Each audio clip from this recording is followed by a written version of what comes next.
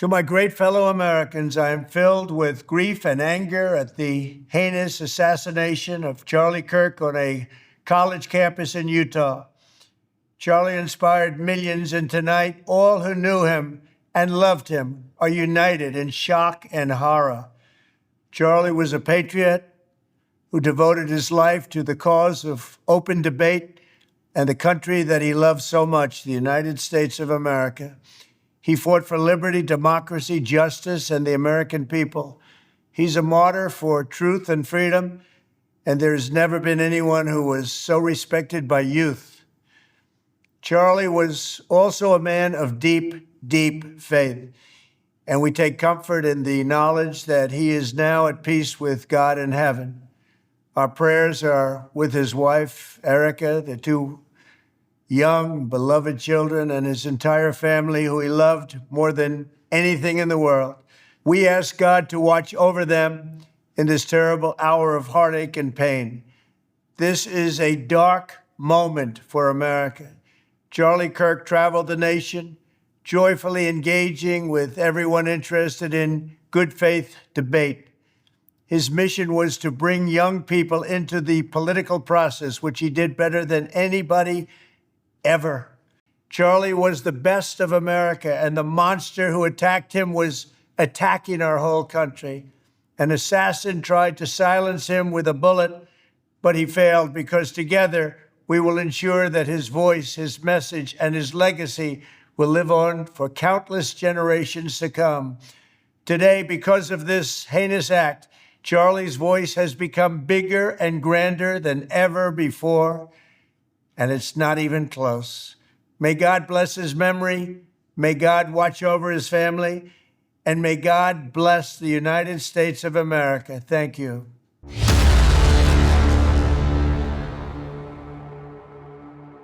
That was the president just moments ago making a video statement about this assassination, this tragedy here on Earth. Now, of course, Charlie Kirk has gone home, and that's when he truly starts to live. And I do believe that. And obviously our heart breaks for the family, his children, no question about that. And so this video, we're going to be talking about some of the recent updates and reactions, starting with the only press conference so far from the FBI that occurred earlier today. And here is the bottom line to it. Take a look.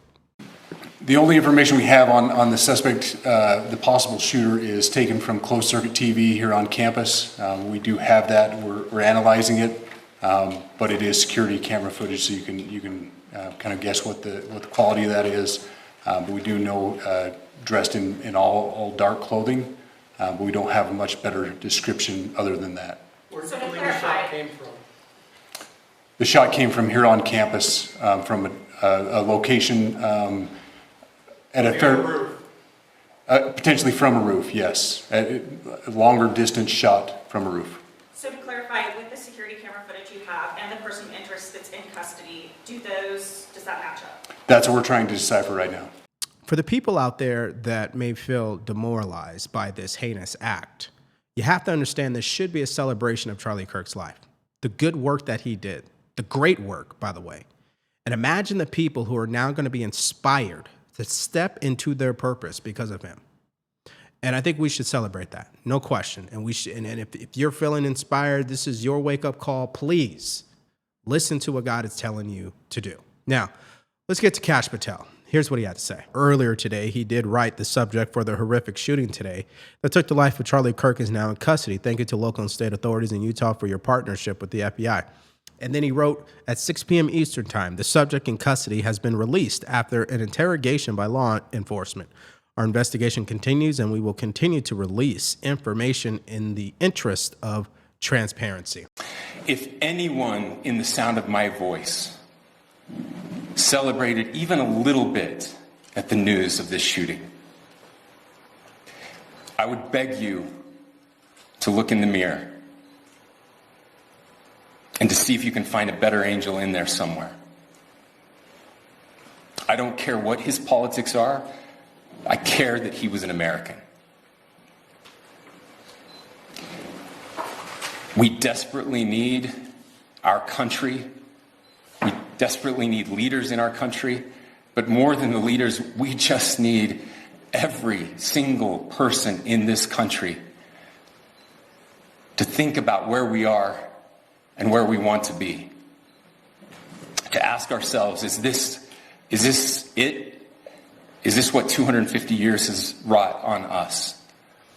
I pray that that's not the case.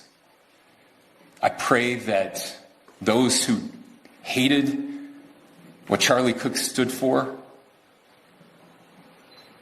will put down their social media and their pens and pray for his family, and that all of us will try to find a way to stop hating our fellow Americans. And that was the governor of Utah. And it really brings me to the main takeaway I've had so far. And it really hit me like a ton of bricks. And that is, there are people in this country, just like how we find this assassination disgusting, how we have found the coverage from MSNBC disgusting, almost makes you want to throw up. There are people who feel that same way about people like Charlie Kirk. And so what it leads me to believe, we have people in this country, it's like two Americas at one time. They don't see the America that me and you see. And I don't know what the answer to that is. Well, there's only always one answer, and that is God himself, right? But I'm not too sure they're interested in listening to him. Now, I'm not saying the shooter is from the left like we've continued to hear, because the interesting thing about all these assassinations or assassination attempts so far, they always throw a curveball at you. So far, the first one, they haven't even apprehended the guy. And secondly, which remains to be seen, who is he exactly and what does he believe in and what was his motive? I mean, those answers just might shock all of us. Now, here's what Scott Jennings had to say earlier when he realized that that was it for Charlie Kirk. Take a listen. I think people are already saying things they shouldn't be saying. Joe Walsh is a good example of that. What did you know? I mean, today, a 31-year-old father of two and a husband is dead. There's really nothing more to say than this is unacceptable and it's wrong. There's no both sidesing it. A man is dead. And so that's number one. I've heard J.B. Pritzker blame Donald Trump today. I don't understand. Our friend is dead, and we've got people out here who just can't stop grinding political axes. And instead of grinding political axes, we should just be focusing on the criminal himself, what led up to this, what was the breakdowns, etc., things of that nature, and also celebrate Charlie's life, by the way. Now, Laura Loomer put this post up, and it really made me pause. Don't be surprised if the shooter is never found.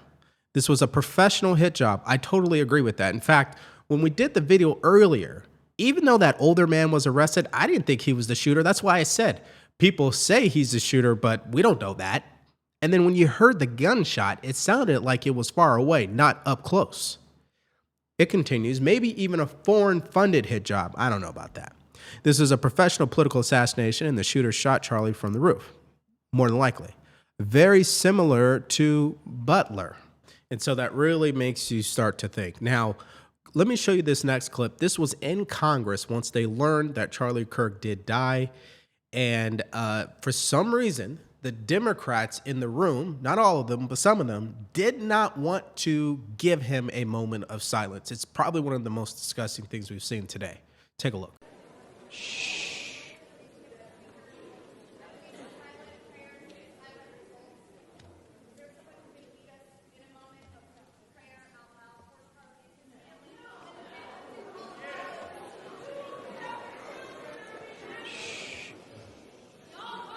Let's wait a minute. The House will be in order. The House will be in order. The House will be in order.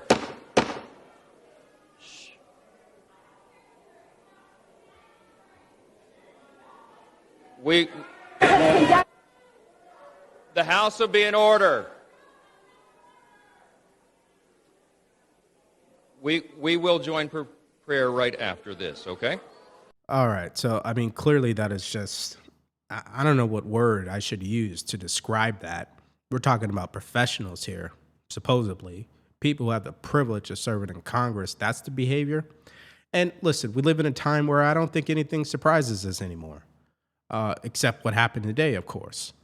So it's unfortunate that took place in Congress. The fact that we asked for a moment of prayer for Charlie Kirk, and then the Democrats decided at that point in time to try to shout that down. First and foremost, Charlie Kirk is now pronounced deceased. He was murdered. I don't know anything about the suspect yet. I think everyone's waiting to hear that. But that type of rhetoric is the exact type of rhetoric that got him killed. So to be clear, we should have been allowed to pray for Charlie. I would encourage the speaker to go back tomorrow and let us pray on the floor for Charlie Kirk's family now and the rest of the people that have been impacted by this terrible loss. Congresswoman, you said they caused this. Most certainly, yes, they did cause this. That type of rhetoric, you calling people fascists, you basically saying that we're Nazis, take away people's rights. Charlie Kirk was literally murdered, and you can see that footage online. And I would encourage people, instead of sharing that, please share pictures of his family and the legacy that he left. Congresswoman, he recruited you to politics. Can you talk a little bit about your early experience with Mr. Kirk? Yeah, I was supposed to go to medical school, and he convinced me that politics would be a better option. So we'll help continue that fight and for the movement. As I said earlier in this video, there's a part of this country that doesn't see it that way. There's a part of this country who has celebrated this so far. We're seeing the clips. I'm not really going to show them in this video because, quite frankly, I don't think it's worth our energy. But there are people out there, just so you know, if you want to see it yourself, just go to X and TikTok and Instagram. You'll find them. Or if you're really brave, go to Blue Skies and just read the comments. They're celebrating this. We do have people that think that way in this country. But the fact of the matter is this: those people are not going to stop what God has planned for our country. It's not going to stop people who are inspired by the work of Charlie Kirk. It's only going to embolden them. Now, here's what the president told Fox News in a statement. Take a listen. Just a few moments ago, before this show, I talked to the President of the United States on the phone. He had obviously already posted on Truth Social. He had said some other things, but did want to pass on something else publicly, and said I could pass this on. Quote, "All of this violence cannot happen. Charlie Kirk was such an amazing guy. He really captured the youth, the imagination of the youth. He was an unbelievable patriot. He really convinced millions and millions of young people that MAGA was the way to go. Today is so sad. He was an amazing person who was not afraid to talk to and confront the other side, just talk to them, debate them, and explain why they were wrong and MAGA was right. Nobody was better. It's such a tragic day." Again, that's President Trump just moments ago before the show. As I told you guys, you had these ridiculous reactions on social media. Sick people, by the way, who celebrate this. But then you had MSDNC, and that was part of my video earlier, which I'm about to show you something here from Bill O'Reilly. And then you have the thing in Congress. I think that tells you the story of what I'm trying to get across to you right now. I'm not too sure many people in our country, especially if you're conservative, accept the idea yet. Maybe this is it, that there's just a part of this country that does not see it our way and will never see it our way. And they're not looking for a compromise. They're not looking for a middle ground. Again, we don't know the motive of the shooter, by the way. I am talking about the reactions of the assassination.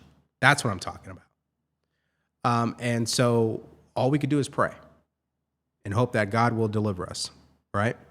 Now, I told you I was going to go to this clip to Bill O'Reilly. Let's play that now. And this is what makes me, I am angry about this. I feel terrible for Charlie Kirk's family, all right? But I'm angry, and that's why I wrote this book, Confronting Evil. You have to confront it with strength.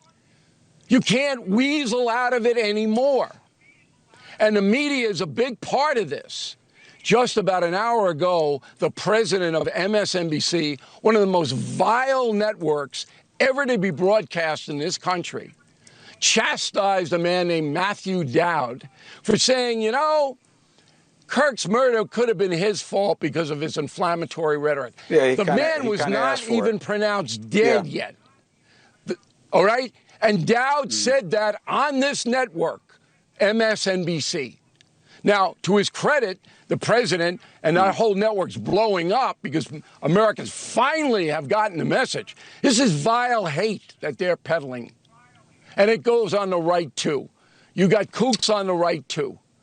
And Americans have got to walk away from that stuff.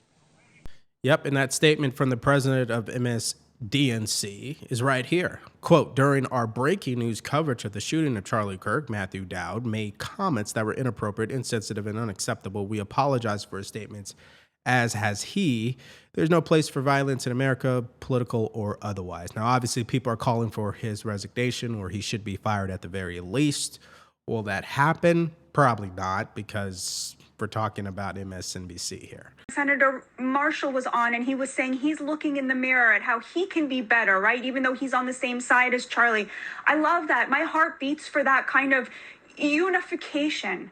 But I cannot stand being lied to. And that is what I feel has happened. The left was controlling the narrative for so long. This whole idea that the vast majority of violence comes from white supremacists, right? This is what you hear day in and day out from the heads of the Democratic Party. It's just a lie. And we cannot turn the temperature down while people are lying to our faces and demonizing us, because there is also objective truth at the end of the day, and that has to be respected. They will not take responsibility for the fact that the vast majority of political violence in America comes from the left now, whether it's Luigi Mangione or Robert Westman or Trump's would-be assassins, the DC Museum killings, and now Charlie Kirk.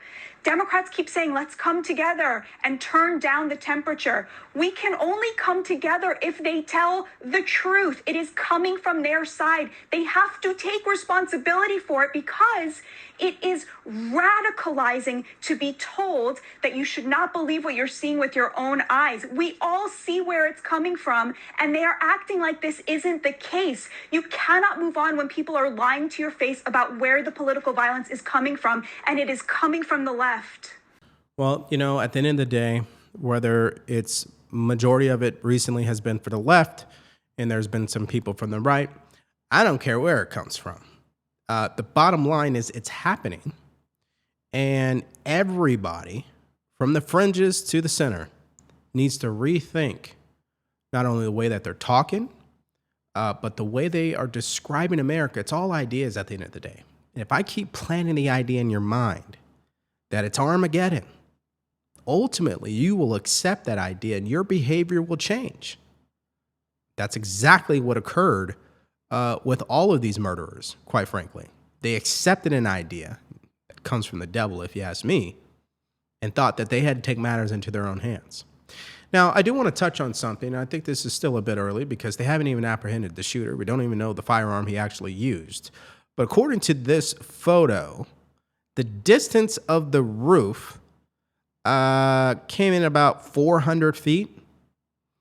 And if that was indeed where he was at, based on the footage that people were showing, it's crazy. So clearly it was a professional hit. I mean, I don't think the average American could pull that off. And not only pull it off, but be as accurate as they were in this ridiculous assassination. This assassination of Charlie Kirk, to me, is indicative of a professional hit. And I'm not so sure that we are going to quickly be able to apprehend this individual without some luck, hopefully. When you say professional hit, what do you mean by that exactly? Do you mean one shot, one kill, escape already planned and at large? It looks clean, yes, but could this be done by anybody with any sort of basic training? Well, when you take a look at the video and you take a look at the venue and the spectators and how close they are to Charlie Kirk, and then you have that kind of like umbrella over him, that kind of tent, you have to know that this shooter had to be perched in a position with respect to being able to lay his sights perfectly, basically a headshot. And the shot that was taken to immediately incapacitate Charlie Kirk. And so this was not some amateur who just, got up on a rooftop because it was, what I consider spontaneous combustion. He got up this morning and decided he was going to do something crazy.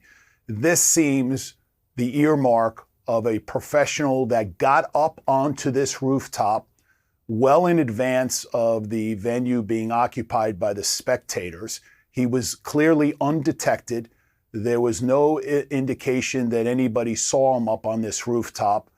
Obviously, after that one single shot was taken, he was able to basically very quietly and systematically elude any further detection and escape. There's been no indication that there's been a vehicle identified or any mode of how he actually escaped the venue.